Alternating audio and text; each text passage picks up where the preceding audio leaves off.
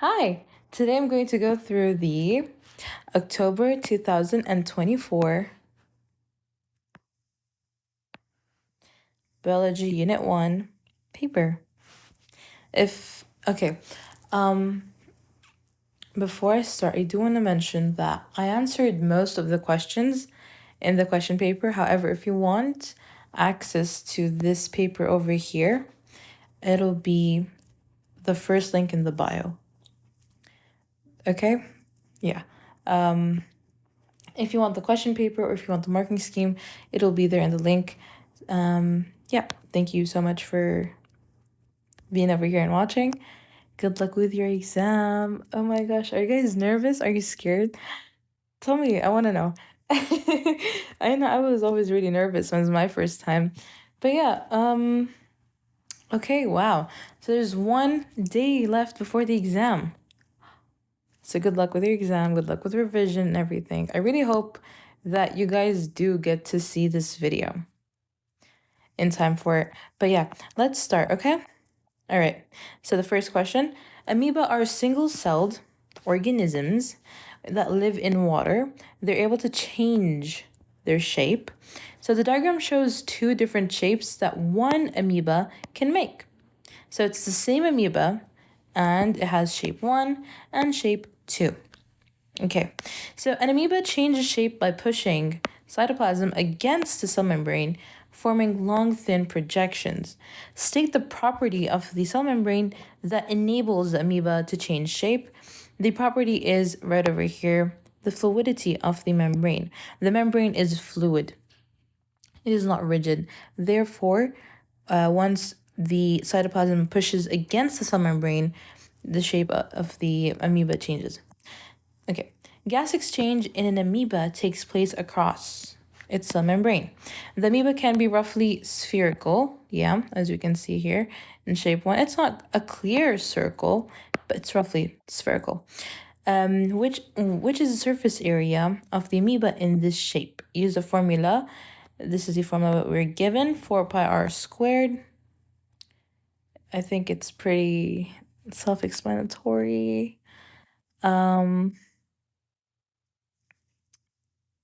Micrometers, so we don't have to convert anything. Let me just get my calculator real quick. The answer is A, okay? So it'll be 300 multiplied by 4. Give me a second. The radius, this is the radius, right? No. You guys, this is the diameter. The radius is 150. 150 squared. 4. Yeah, okay. So it's gonna be, look, you guys, you gotta make sure. See, this over here, 300, is not the radius. It is the diameter. Therefore, what we're gonna do is to over here. Okay. So to convert diameter into radius, I'm just gonna remind you, yeah, quick revision. It's your last day before the exam. I'm gonna help you guys as much as I can. So, you're going to do the diameter. I'm gonna just do here equals to diameter divided by 2, which equals to 300 over 2.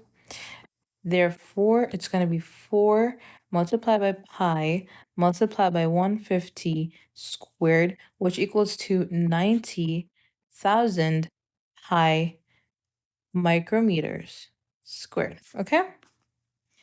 Oh my gosh, I'm so sorry. I'm trying to... Okay. Okay, so the answer is right over here, A. Let's move on. So the mass of the amoeba stays the same when it changes from shape 1 to shape 2. So mass, this is important, stays the same.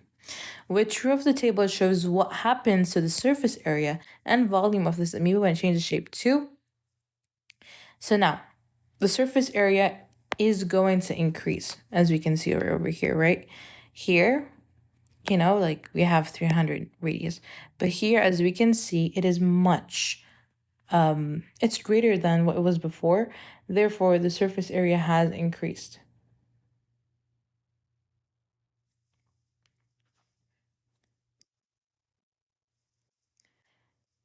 Now, volume, it's going to stay the same. Why? Because it was mentioned right over here that the mass stays the same. Therefore, there's only been a change in the surface area, not the volume. So the answer is right over here. Oopsies. The answer is C. So explain why an amoeba can rely on diffusion to supply the oxygen it needs. So the concentration of oxygen outside of the cell is much greater. So we know that there is a large concentration gradient. Okay, basically to answer this question, what we need to do is we need to take the factors which affect diffusion and we need to relate it to this question. Okay, so the first factor that we study is, the first factor we know is there being a large concentration gradient. We know that when there's a larger concentration gradient or a greater concentration gradient, diffusion occurs much faster. So yeah, that was the first point. Second point, the amoeba has a small volume or it has a large surface area to volume ratio. Therefore, diffusion will occur much faster. Third point is amoebas have a low energy or a low respiring rate. Therefore, they don't need to respire as much, which means that, you know, they can rely on diffusion since they don't need to respire a lot, unlike humans. Okay, so now we've got question 2. During the development of a human, the structure of hemoglobin changes. In the developing fetus, the main oxygen-carrying molecule is fetal hemoglobin. Towards the end of fetal development, fetal hemoglobin is replaced by adult forms of hemoglobin. Okay. So blood may contain 5.3 million red blood cells in 1 millimeter cube of blood. So 1 red blood cell, okay, can contain 270 million hemoglobin molecules. Calculate the number of hemoglobin molecules in 1 millimeter cube of blood. Okay, so right over here, as you can see, I wrote down very easily. So 1 millimeter cube contains 5.3 million RBCs. And right here, as you can see, 1 RBC contains 270 million hemoglobin molecules. Therefore, it's very easy, very simple. What we're going to do is we're just going to, we're going to cross multiply, as you can see right over here. So it's going to be 5.3 times 10 to the power 6 multiplied by 270 times 10 to the power 6 divided by 1. And that gives us 1.43 times 10 to the power 15 as our answer. Now remember, they asked us to answer in standard form. Therefore, you're going to have to write in standard form. Okay, which of the following statements about the structure of hemoglobin are correct? 1, it is a fibrous protein. 2, it has a quaternary structure. 3, it contains a non-protein heme group. So as you can see, I've written it over here that hemoglobin is a globular protein. So the first one right over here is wrong. It does have a quaternary structure. I mentioned this in my last Unit 1 video. We answered in the question talking about the structure of hemoglobin. If you haven't memorized it, please, I do suggest you should memorize it. It's extremely important because they ask about the structure of hemoglobin one way or another. So it's just a question where you can, gain some easy marks. So it contains a non-protein heme group. Yep, that's correct as well. Therefore, the answer is going to be D. So the graph shows the changes for 3 types of hemoglobin subunits present during each stage of development. So here we have the percentage of subunits present. We have embryonic development, fetal development, birth, and the baby stage, the baby stage. Whenever I was answering this question, it was just so funny. Baby stage, it's really funny. Anyways, describe the changes in these types of subunits present during each stage of development. So as we can see right here, we have alpha subunit, we have a beta subunit, and we have a gamma subunit. So we're just going to be talking about all three of these, okay? So alpha subunits increase during embryonic development, as we can see right over here, right? This is the alpha. We're starting off right over here. And during the embryonic development, as you can see here, we are increasing. Yeah. So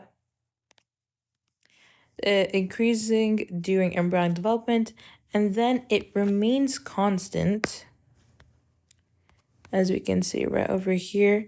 See, increases during the embryonic development, and then after that, in the fetal and the baby development, it stays constant.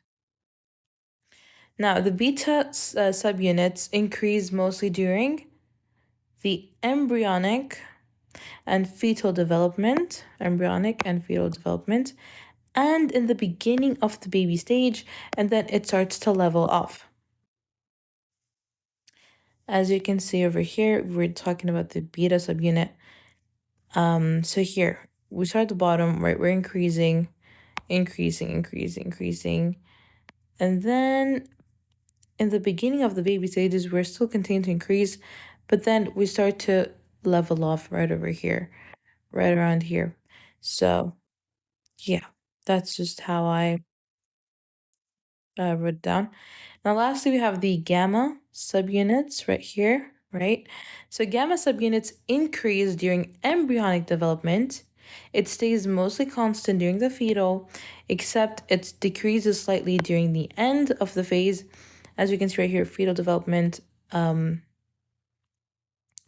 it's starting to decrease, right? First, we start off from here. There was an increase in the embryonic development, fetal development, and it stayed mostly the same. And then over here, it starts to decrease, and then it continues to decrease, and then it levels off right around here. So, and then, yeah, it levels off during the baby stage. That was just the answer for this question. It's very simple, nothing too scary. So the oxygen affinity level of fetal hemoglobin is different from adult hemoglobin. Explain why this difference ensures the fetus obtains enough oxygen during development. So, I wrote fetal hemoglobin has a higher affinity than compared to the adult hemoglobin. I'm sorry, this over here should be adult hemoglobin. Okay, so fetal hemoglobin has a higher affinity than adult hemoglobin. Therefore, it binds to oxygen much stronger. When a molecule is, or when an ion has a higher affinity, it basically means that it bonds or binds much stronger. So it binds and it sticks with this molecule much stronger. In this case over here, we have fetal hemoglobin, which binds and sticks to oxygen much more stronger than in adult hemoglobin. So due to this difference in oxygen affinity, the oxygen attached to the mother's hemoglobin will leave and bind to the fetal hemoglobin, right? So we have the mother's right over here, red blood cell, and then we have the little tiny fetal's one. I mean, it's not gonna be that tiny though. Like here, okay? There's like a difference. So the O2 over here will move from the mother. This is the mother. This is the fetal, the child, the offspring, whatever. I do not need the ruler. Sorry. Honestly, I apologize, you guys. My bracelet, like, it keeps touching the iPad. There we go. Okay. It's my bracelet and my sweater. So here, oxygen travels and it moves to the fetal red blood cell because fetal red blood cells, right over here, as we said, has a higher affinity for oxygen, not RBCs, oxygen, right? That's basically what having a higher affinity means. So, yeah. And it's important to mention that this occurs at the same, either you can say partial pressure of oxygen, or you can say same concentration of oxygen. But it's important to mention that up. I mean, it's not that important since you have the 2 points here, but you know, if it was a 3-mark question, you do need to mention the partial pressure of oxygen or at least the concentration of oxygen. Let's move on. Now here we have question number 3. Okay, the CMT is an inherited disease that results in the gradual loss of function and sensation in the hands, arms, legs, and feet. Okay, over 100 different gene mutations have been identified that cause CMT, 100 different gene mutations. So, the pedigree diagram shows the inheritance of one form of CMT in part of a family. The allele for CMT can be represented by the letter C in this recessive pattern. That's important. So, which row of the table shows the genotype and phenotype for individual 1? So, as we can see over here in the questions given us that it's recessive and having the allele for CMT is denoted as C.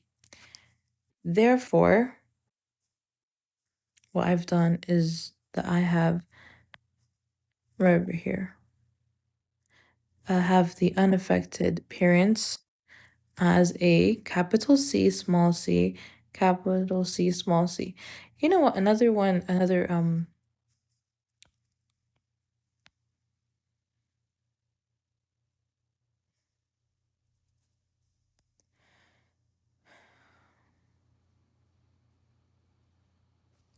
actually not sure.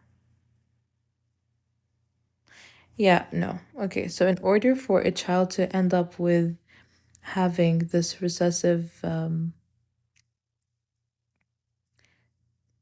gene, you need to have both parents. Both parents need to have the recessive gene. Therefore, I was gonna mention that maybe, you know, one parent can be double C, the other one can be a C with a small c, but that's not how it works.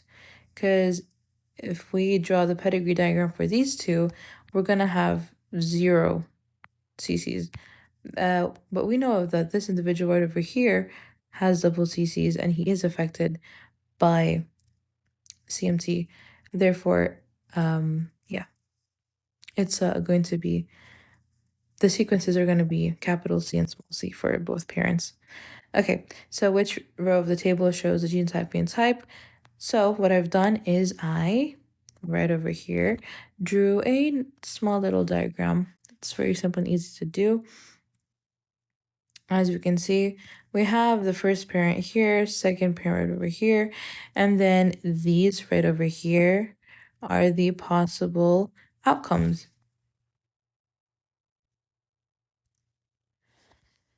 As we can see, that 1 in 4 children, right? It's like a 1-to-4 ratio of having CMT.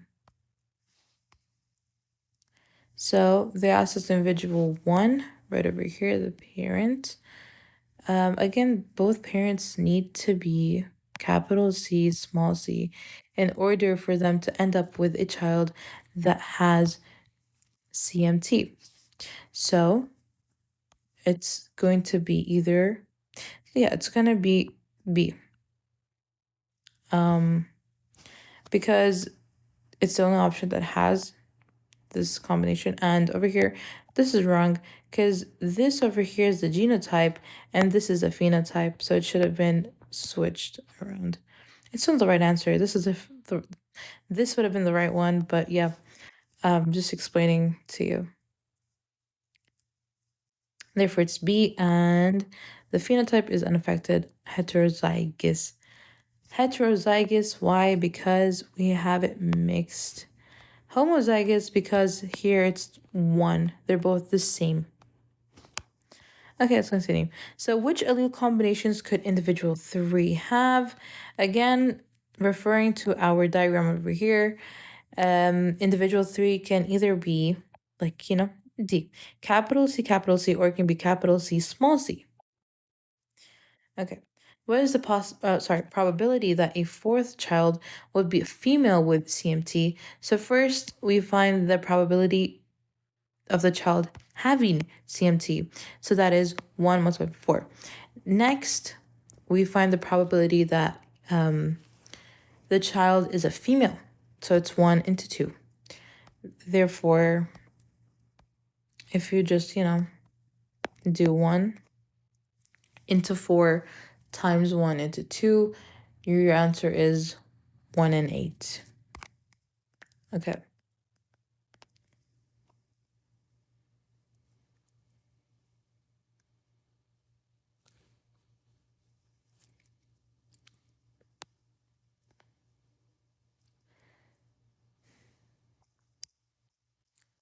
So other forms of CMT show a dominant pattern of inheritance.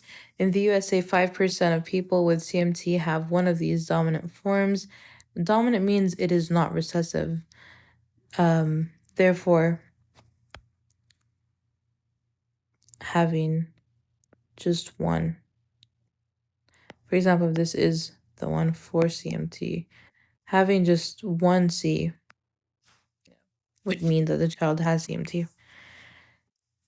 Since it is dominant, not recessive. Recessive requires you to have 2 of the same allele. Right. Recessive. Dominant requires just 1. Okay, so in the USA, there are a total of 126,000 people with all forms of CMT. Number of people who have one of these. Okay, so this is the total number right here. This is the percentage that we have, which only have dominant CMT. Therefore, we're going to find 5% of the total. That's going to be our answer, which is right over here. 6,200 people that have dominant form of CMT in it. An individual with a dominant form of CMT will have, I'm sorry, I was answering the question and I wanted to understand it much better. Okay, so an individual with a dominant form of CMT will have the allele combination, double T, or therefore, as you can tell, the T is dominant CMT. Okay, so they're asking us to draw a genetic diagram to show the possible allele combinations of the children. Parent 1 does not have CMT. Therefore, parent 1's genotype is going to be 2 of small t's. Parent 2 has the allele combination. We've been given the combination. So this right here is a small, cute little diagram that I drew for you guys. I took the time out to, have it be different colors so that you guys will understand it better.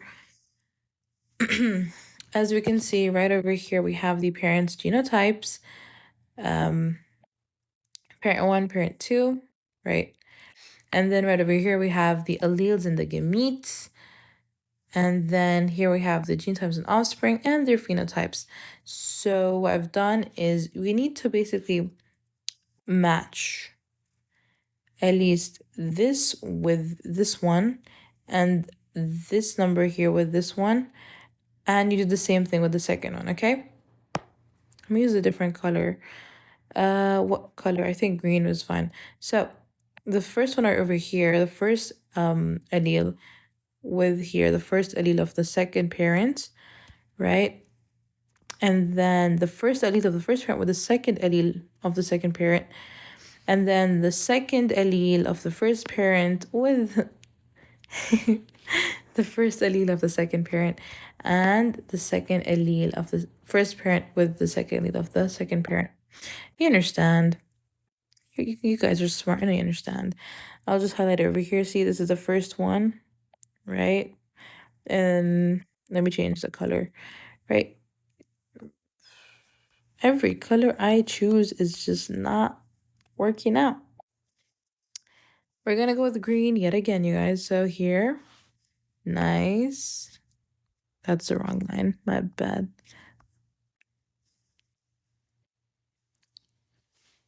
Excuse me. Okay, and then we have this one over here, the second combination. We have this combination as well, this one and this one as well. Okay, you guys understand what I've been trying to explain to you. Draw a nice simple genetic diagram. So we can see over here that the first individual, the first child's offspring, has CMT since they have the dominant allele for CMT. Second one also has CMT, and then third one does not have CMT, does not have CMT. Therefore, I think it's a 1-to-1 ratio. Yeah, I'm sure it's a 1-to-1 ratio. So another form of CMT can be inherited as a sex-linked trait on the X chromosome. Explain why a male with CMT cannot pass the disease on to his sons. So a male parent with CMT would have the CMT allele on only the X chromosome, and from a male parent, only the Y chromosome is passed on to the son, right? Therefore, a father or male parent cannot pass the disease down to his son. Okay, now we have question 4. The circulatory system and the cardiac cycle, right? Cardiac cycle, ensure that all the cells of the body are supplied with their requirements. Awesome. The table shows the diameter of the lumens of an aorta and a capillary. We are going to be, and the thickness of the wall. So we're gonna compare them. Okay, so how many times greater is the diameter of the lumen of the aorta than the diameter of the lumen of the capillary? So as we can see over here, right, you guys, capillary is given in micrometers, aorta is in centimeters. You're basically going to convert one of the values into the other. So it's either cm to micrometer or micrometer to cm. I chose to convert micrometer into cm, as you can see, and as you can tell. Yep. So to convert from micrometer to centimeter, you just divide by 10,000, and you're given this number, you divide this number. So you divide the value of the capillary by the aorta, and you find the number of times it is greater. Therefore, the answer is over here, D. Explain why the wall of the aorta is thicker than the wall of a capillary. So the walls of aorta have elastic fibers or smooth muscles in it. Why? Because the blood that travels in it is under high pressure, right? So the aorta carries blood that's being freshly pumped from the heart.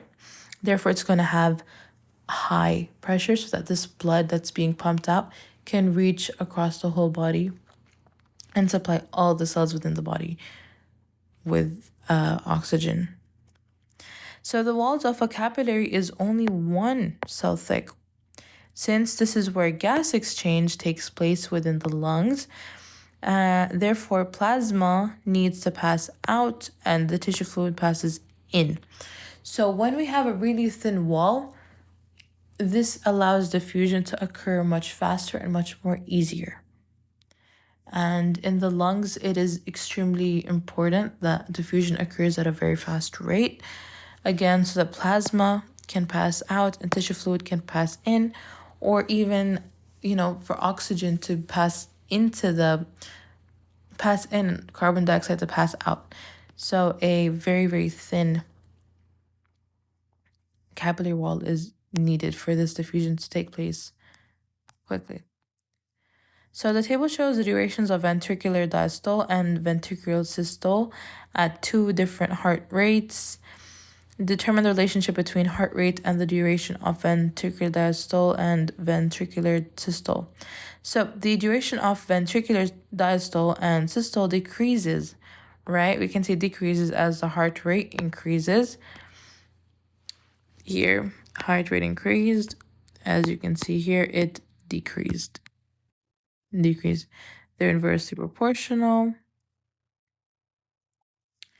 And we can just add in some kind of calculation to determine the relationship between them both, as I have done right over here. It's decreased by 0.39 seconds and systole decreased by 0.11 seconds. So the graph shows the rate of flow of blood through the aorta of a dog with increasing distance from the heart. So we have blood and it is moving away from the heart, right?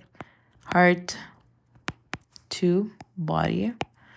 And we're just, what we're doing is we are comparing the rate of flow of blood in the forward direction and in the backwards direction, as you can see right over here, forward direction. And we have this little area, that's the backwards direction. So explain the changes in heart and direction of flow of blood through this aorta. Use information in the graph to support your answer. So the first point I wrote was the rate of flow in a forward direction decreases with distance. We can see this because right over here, this is where we kind of started. And then as you can see with time, it's just decreasing. So as distance increases, the BP, blood pressure, the rate of flow starts to decrease. Second point is that the rate of flow decreases as blood moves further away from the heart due to a decrease in pressure and due to 2 points, due to the decrease in pressure and due to an increase in friction between the blood and the vessel walls. So these two factors reduces the rate of flow in a forward direction. And we can also see here that there is some backflow of blood, like the rate of flow of blood in a backward direction. That yes, as as the blood moves further away from the heart, there is a little backflow of the blood. So there is some backflow of the blood since there aren't any valves present in the aorta. So we know that the function of valves is to prevent backflow of blood, right? Because when they open up, valves only allow blood to pass into one direction. So a lack of presence of valves results in some backflow of the blood. Let's move on. Question 5. So Warfarin is used as an anticoagulant to treat some patients. Patients respond differently to this drug. This makes it difficult for doctors to select a safe but effective dose of warfarin to give to each patient. So factors that affect the response of a patient to warfarin include age, body mass, liver function, and genetic makeup. So explain why a safe but effective dose of warfarin needs to be given to a patient. So we know over here that warfarin is an anticoagulant. Therefore, it causes patients to bleed very easily. Oh no. So we know that anticoagulants, basically what their job is to thin blood out. And with thinner blood, what happens is that, if you get a cut, you're going to start bleeding much faster than a normal person would. Therefore, so we need a safe, effective dose, right? So first of all, to avoid uncontrollable bleeding or internal bleeding, because again, we have thin blood, and thin blood is going to get everywhere. It's going to move much faster. It's going to bleed out much faster than the usual blood. And to avoid blood clotting, we know that when blood thins out, it clots much easier since anticoagulants cause the blood to thin out. So yeah, it's pretty easy. So with internal bleeding, what happens is that you have bleeding internally, right? You can have bleeding from the mouth, bleeding from maybe the vagina, like an excess of bleeding in the vagina during a woman's period, or you can have bleeding within the intestines. Therefore, this is why it's important that warfarin, that the dose that warfarin is given in is a safe but effective dose, and that each patient needs to before being given warfarin, each patient needs to get the test done so that they can determine which amount is good for them. Okay, so there are two genes that code for proteins. Okay, we have two genes that affect warfarin and the blood clotting process. So first here is gene M. Gene M codes for enzyme N that breaks down warfarin into inactive molecules. So it has many alleles, and two of these code for much slower breakdown of warfarin. Then we have gene V, which codes for enzyme V, which converts vitamin K into an active form that triggers the blood clotting process. So one of them breaks down warfarin into inactive molecules, which, reduces the blood thinning. And the second one, it triggers the blood clotting process. So one version of this gene results in a decreased production of messenger RNA needed for the synthesis of enzyme V. So describe the role of mRNA in the production of enzyme, which is, we know enzymes are proteins, so protein synthesis. This is also an important question. Please make sure that you understand protein synthesis, or at least just the basics of it, so you can answer questions.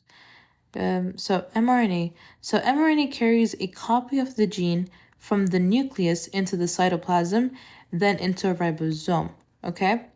So when we have mRNA, we have gene, right? First of all, it's in the nucleus. And then the mRNA comes along, grabs this genetic information, and it takes it out into the cytoplasm. So now here we have the genetic information within the mRNA. Well, it's in the cytoplasm. And then from the cytoplasm, it's taken into a ribosome. The ribosome comes over. I'm so sorry, guys. Anyways, the ribosome comes over and engulfs the genetic information, basically. And then it produces a whole new amino acid sequence according to the genetic information and all of that. So mRNA forms the polypeptide chain by ordering and aligning amino acids. There you go. That's enough for 2 points. I'm so sorry. Yeah. I was going to answer this question, but really, I just didn't have the time. So let's just keep going. So question 6 is about soybeans. A soybean inside the pod that it develops in. We have soybean. So eating soybeans may reduce cholesterol and low-density lipoproteins in the blood. Explain why eating soybean may reduce the risk of heart disease. So soybeans reduce cholesterol, therefore consuming them reduces the buildup of cholesterol within the walls of the coronary artery. Therefore, blood flow to the heart tissues won't be prevented, since there is no buildup of cholesterol. The blood will move efficiently through the arteries and the vessels. Therefore, oxygen is available for respiration so that the heart muscles can contract. The extent to which soybeans reduce cholesterol depends on the variety of soybeans. This reduction is influenced by two proteins found in soybeans, glycinin and beta-conglycinin. So give two ways that the primary structure of two proteins could differ from each other.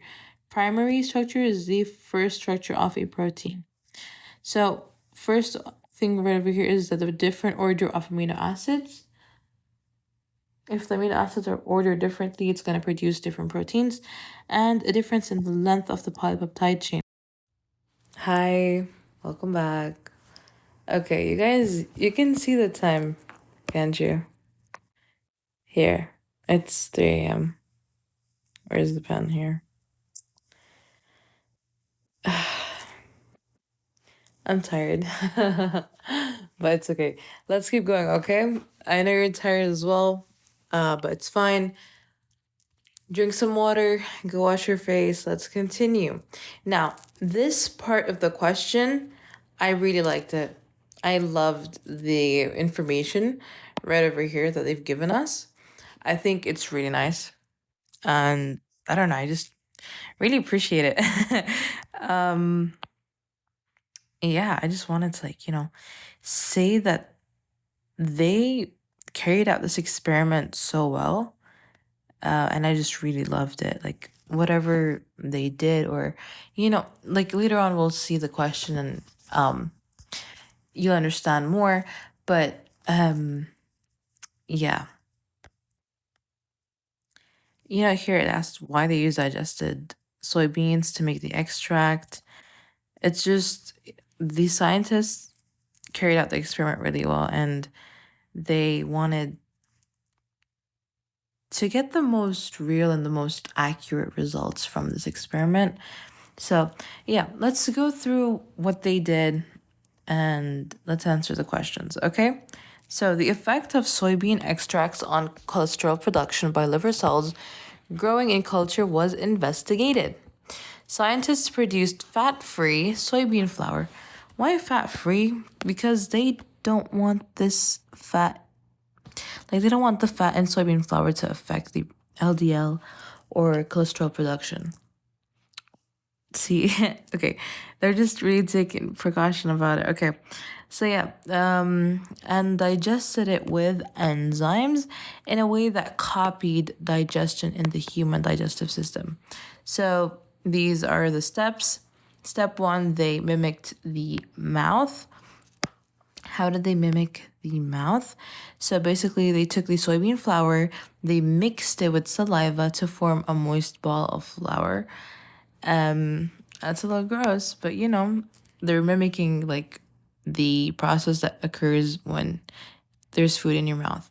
So then the second step, they mimicked the stomach. How did they do this? They took the ball of flour and they incubated it with stomach acids at 37 degrees Celsius for 2 hours. That's awesome. Okay. And then step 3, they mimicked the intestines. So suspension from step 2 was incubated with enzymes from the pancreas. They're 10 for 2 hours. Now, step 4, we have suspension from step 3 was heated for 5 minutes at 100 degrees Celsius.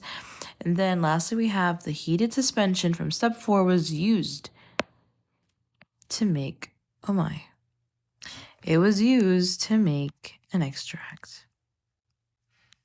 Where are you guys? Here we are. Okay. I was like, where were we? Okay. Yep.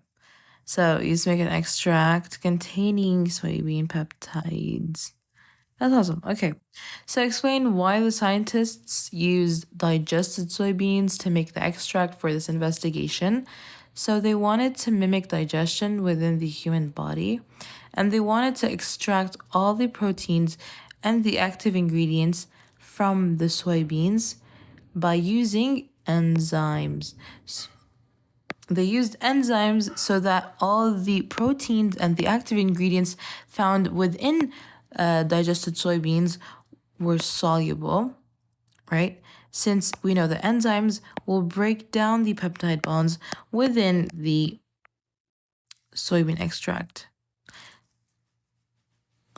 which will allow us to get the proteins and the active ingredients. Okay, so just why the soybean flour was incubated with different enzymes in step 2 and 3.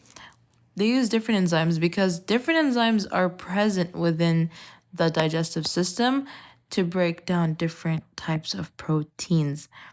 Remember, each enzyme has its own specific, unique active sites, which will only bind to its substrate. Therefore, we cannot use one enzyme for different, we can't use one enzyme for all proteins. No, one enzyme is specific to one protein.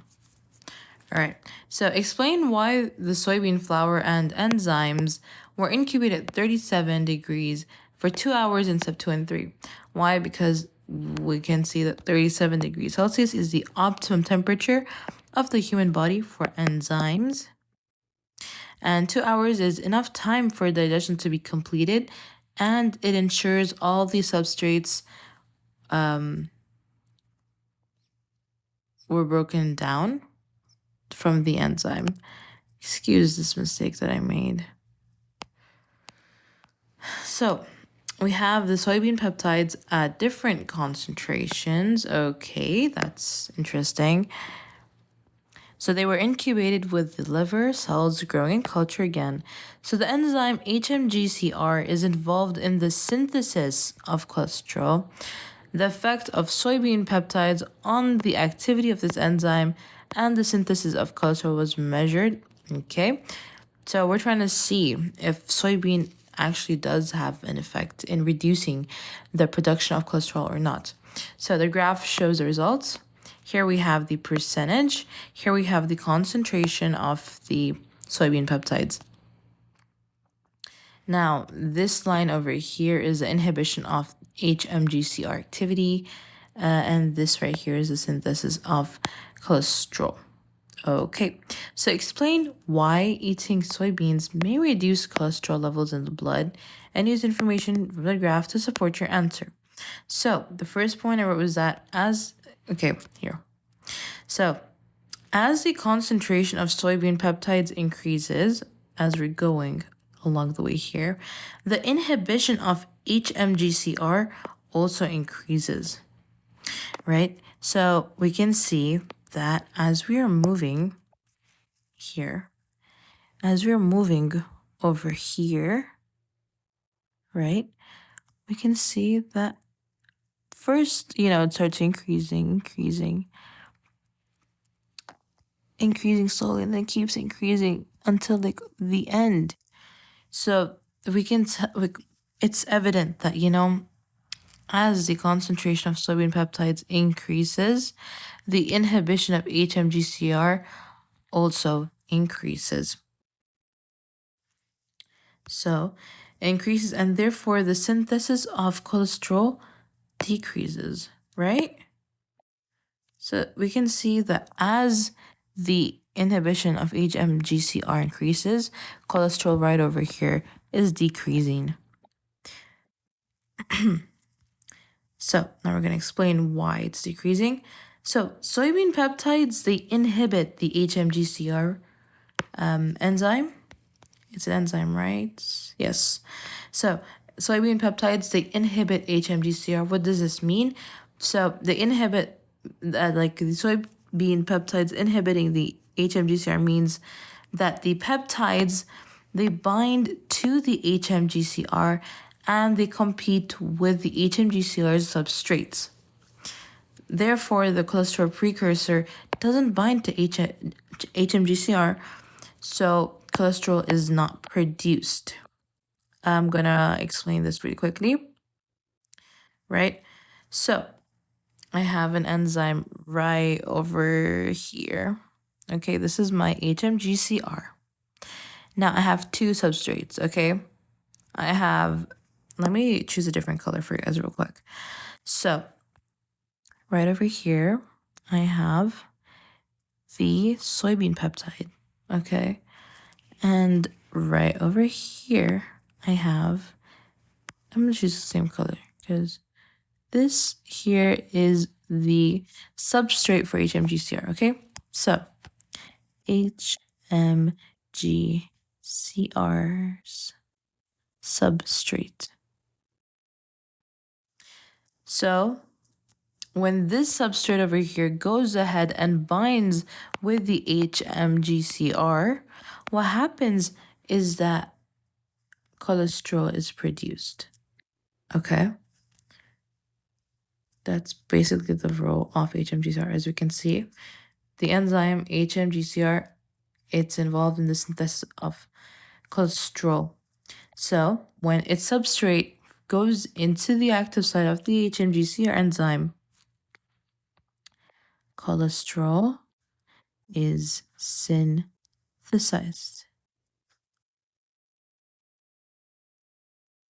However, now, the soybean peptides have a similar shape to this over here.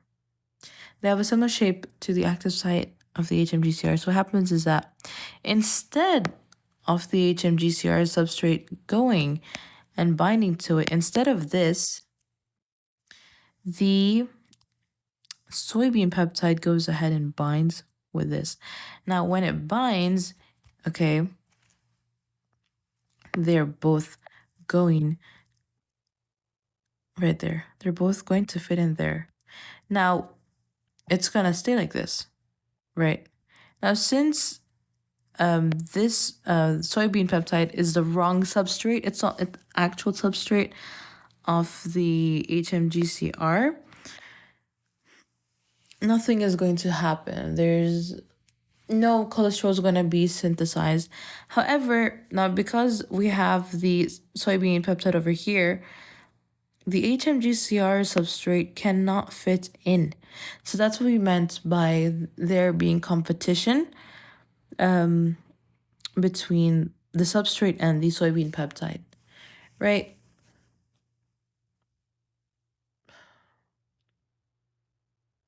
And that is how consuming soybean results in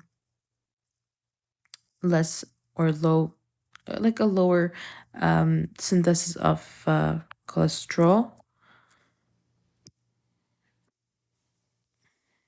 So that's the answer for this question.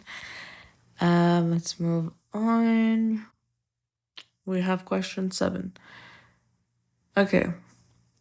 I'm gonna be so honest with you guys. I'm tired. I'm really, really tired. I tried doing my best. I really did. And I'm really sorry I couldn't finish this paper here with you guys right now. But I really do appreciate you being here so much. So, again, if you want to see the rest of the past paper, if you want to see the questions, if you want to see the answers as well, you can click the links down in the description box, and they'll be there. Again, best of luck with your exams. Good luck with your exams. Make sure you know the steps that occur within protein synthesis, right? Make sure you know the functions of mRNA, tRNA. Make sure you know the function of ribosomes. Actually, I think that's more unit 2. But yeah, good luck with your exams. I hope that I could help. I hope I helped you out a little bit. But right now for tonight, this is the most that I can do. Yeah.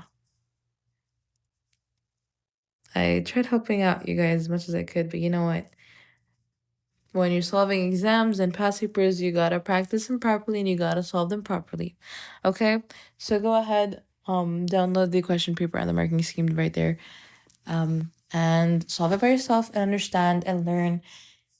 And good luck with your exam. It's gonna go really well. Don't worry about it.